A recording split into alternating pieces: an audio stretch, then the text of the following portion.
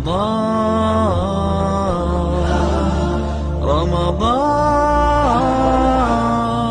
welcome holy month Ramadan, welcome Ramadan.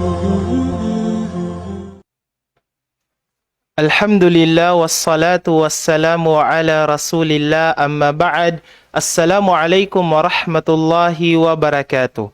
Alhamdulillah at andito naman tayo sa ating Ramadan Daily Lectures na handog pa rin sa inyo ng FEMSA at ng Federation of Student Body Organization Madaris Jansan. Sa araw na ito, sa ika-25 day ng ating pag-aayuno sa buwan ng Ramadan, ay kasama natin ang ating butihing Sheikh, walang iba kundi ang mudir, ang director ng Mahad Meba Al-Islami, si Sheikh Abdullah Idris. Alhamdulillah, sa araw na ito, dahil papalapit na ang Eidul Fitr, Ustad, insyaallah, ay ipapaliwanag sa atin ni Ustad kung ano ba ang Zakatul Fitr at ano ba ang pinagkaibahan ng Zakatul Fitr sa Zakatul Amwal at ang Sadaqah. At kailan ba dapat ibigay ang Zakatul Fitr?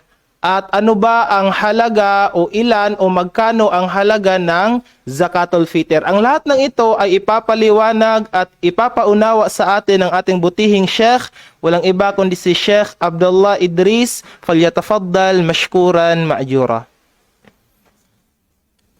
Bismillah. Assalamualaikum warahmatullahi ta'ala wabarakatuh.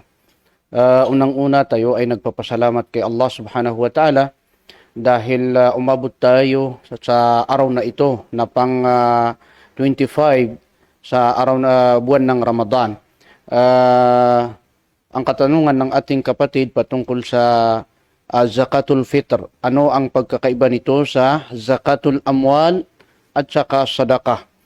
Mga kapatid sa pananampalatayang Islam, ang Zakatul Fitr ay kabilang ito sa inubliga ni Allah subhanahu wa ta'ala sa atin at nauukol ito sa ating mga katawan.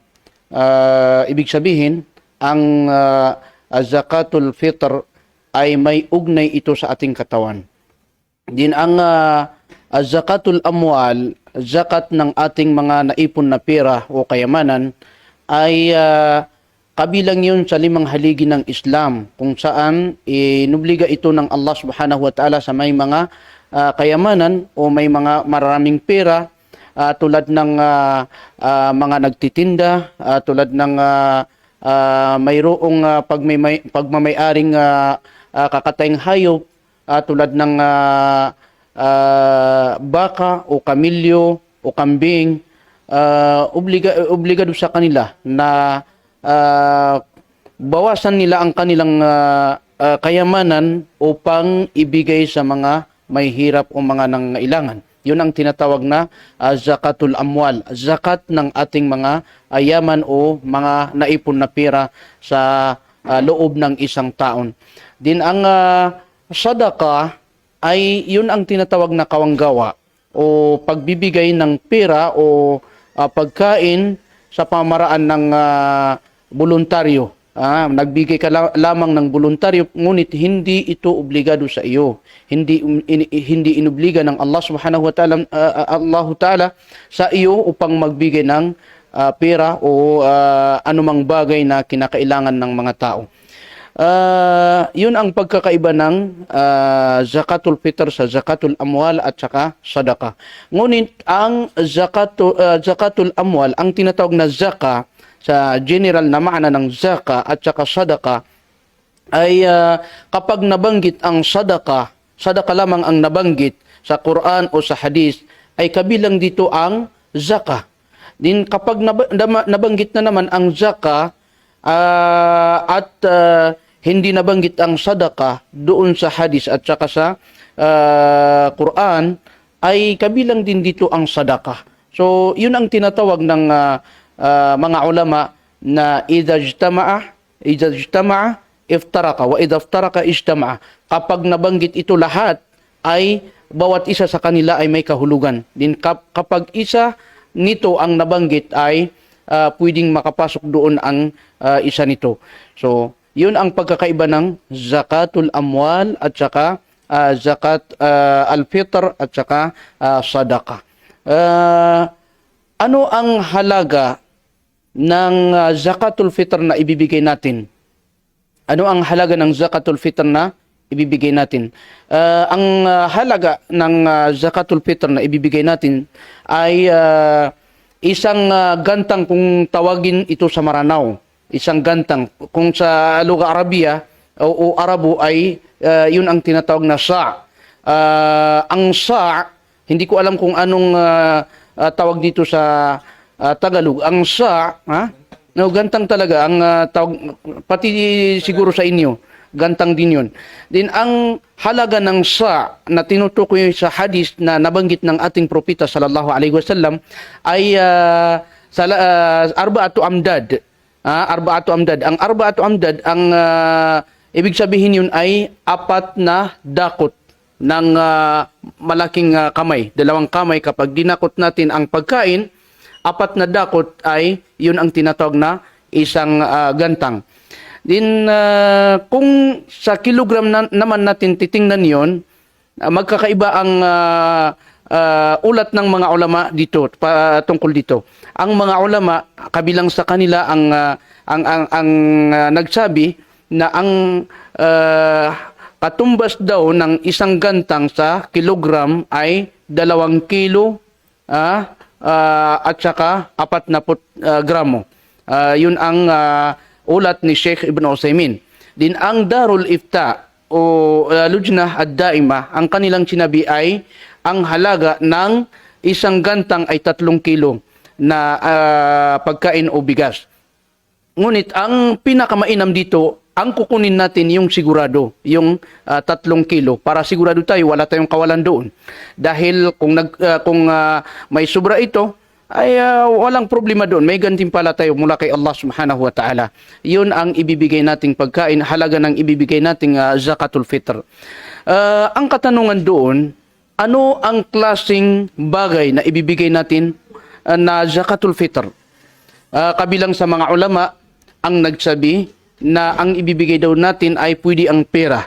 Din ang iba naman sa kanila ay sinabi nila ay pagkain. Ngunit kung titingnan natin ang panahon ng ating propeta sallallahu alaihi wasallam, ay ang kanilang ibinigay na zakatul fitr ay pagkain. Walang ni isa sa kanila na nagbigay ng pera bilang zakatul fitr. Ang iba naman, ang kanilang tugon ay kailangan natin ibigay ang pera bilang zakatul fitr dahil yun ang kailangan ng mga tao sa panahon ngayon.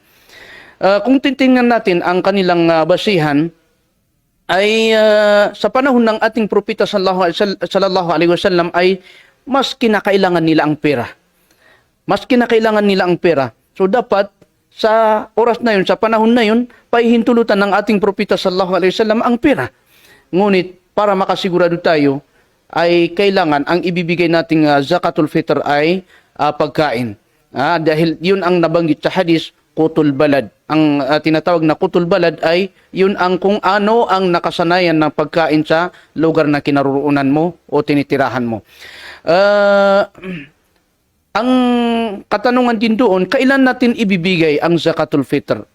May mga kabilang sa mga tao o mga grupo na pinahihintulutan nila na pagsapit ng Ramadan ay pwede ka nang magbigay ng zakatul fitr.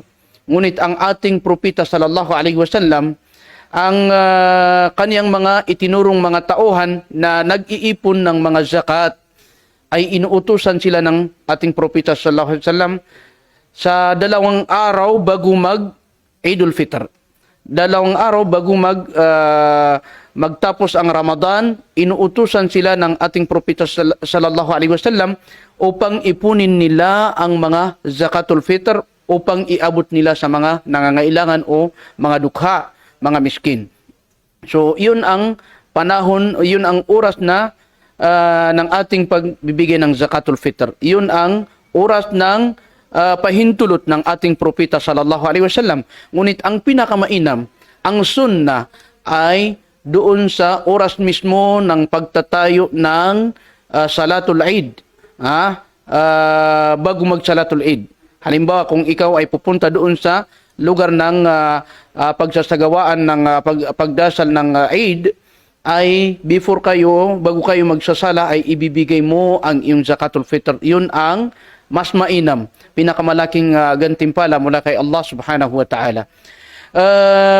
Kabilang din doon sa lilinawin natin ng pagkakaiba ng zakatul fitr sa zakatul amwal. Ang zakatul amwal ay nasabi natin kanina, nakabilang yun sa 5 haligi ng Islam kung saan ibibigay ito sa mga 8 uri ng mga tao na nabanggit sa Quran na sila ay nangangailangan. Doon ibibigay sa kanila ang babawasin nating zakat mula sa ating mga naipon na pera. Ngunit ang zakatul fitr, ang nabanggit sa hadis o sunna ng ating propeta sallallahu alaihi wasallam ay tu'matun lil masakin. Ito ay pagkain na ipapakain natin sa mga miskin, mga dukha. So ang nabanggit na bibigyan natin ng zakatul fitr ay ang mga dukha lamang o mga miskin. Hindi kasama doon ang mga nabanggit doon sa Quran para sa zakatul amwal. Ano ba yun? Yung nabanggit doon, mga kabilang sa mga nangangailangan. Tulad ng alipin na kaniyang inaahon ng kaniyang sarili, yung sinasanay sa Islam. So yun. Pero ang zakatul fitr ay doon lamang sa mga dukha at sa mga miskin. Dahil yun ang nabanggit sa hadis na tu'matun lil masakin. Ipapakain ito sa mga miskin na nangangailangan. Kaya daw ang naiulat ng mga ulama, kaya daw pagkain ang ibibigay nating zakatul fitr dahil ang mga dukha o mga miskin ay pwede silang sumabay sa atin doon sa pag-celebrate natin ng Eidul Fitr dahil mayroon din silang lulutuing pagkain dahil may pagkain din sila. Kaya doon natin ibibigay mismo sa lugar na kung saan doon natin itatayo ang pagsagawa ng Salatul Eid dahil para makahalubilo sila sa atin sa ating pag-celebrate ng Eidul Fitr. Wallahu a'lam. Alhamdulillah, Masya Allah. Yun ang pagpapaliwanag ng ating butihing Sheikh, si Sheikh Abdullah Idris, patungkol sa Zakatul Fitr. Kailan ba ito dapat ibigay? Ano ba ang Zakatul Fitr? Ano ba ang pinagkaibahan ng Zakatul Fitr sa Zakatul Amwal at sa Sadaqah?